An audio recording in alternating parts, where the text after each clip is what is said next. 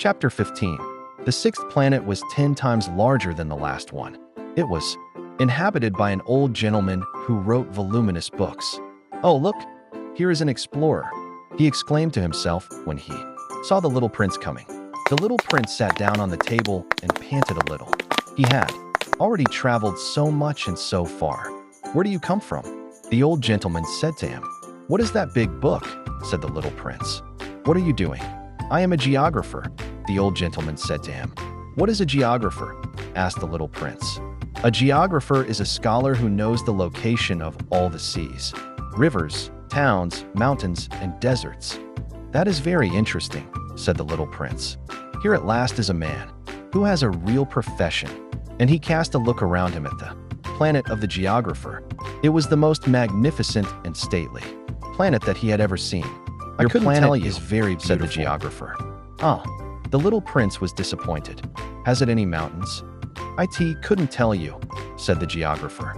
"And towns and rivers and deserts?" "I couldn't tell you that either." "But you are a geographer." "Exactly," the geographer said. "But I am not an explorer. I have a single explorer on my planet.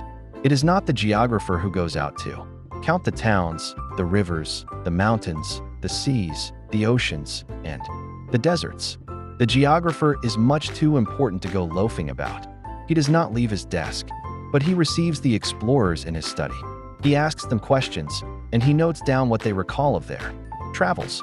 And if the recollections of any one among them seem interesting to him, the geographer orders an inquiry into that explorer's moral character. Why is that? Because an explorer who told lies would bring disaster on the books of the geographer. So would an explorer who drank too much. "Why is that?" asked the little prince. "Because intoxicated men see double." Then the geographer would note down 2 mountains in a place where there was only one. "I know someone," said the little prince, "who would make a bad explorer." "That is possible." Then, when the moral character of the explorer is shown to be good, an inquiry is ordered into his discovery. One goes to see it. No, that would be too complicated, but one requires the explorer to furnish proofs. For example, if the discovery in question is that of a large mountain, one requires that large stones be brought back from it. The geographer was suddenly stirred to excitement. "But you come from far away. You are an explorer. You shall describe your planet to me." And, having opened his big register, the geographer sharpened his pencil. The recitals of explorers are put down first in pencil. One waits until the explorer has furnished proofs before putting them down in ink. "Well," said the geographer expectantly. "Oh, where I live," said the little prince. "It is not very interesting. It is all so small that I have 3 volcanoes.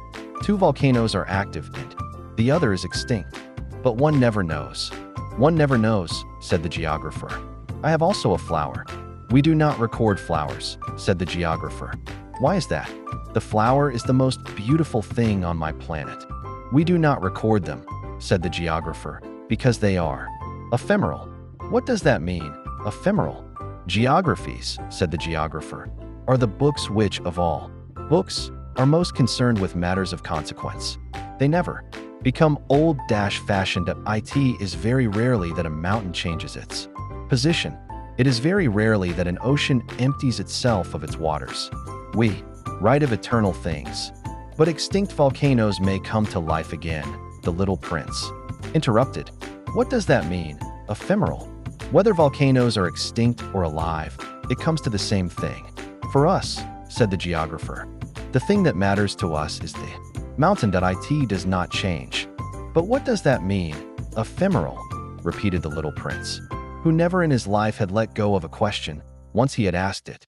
"It means, which is in danger of speedy disappearance." "Is my flower in danger of speedy disappearance?" "Certainly it is. And I have left her on my planet, all alone." That was his first moment of regret, but he took courage once more. "What place would you advise me to visit now?" he asked. "The planet Earth," replied the geographer.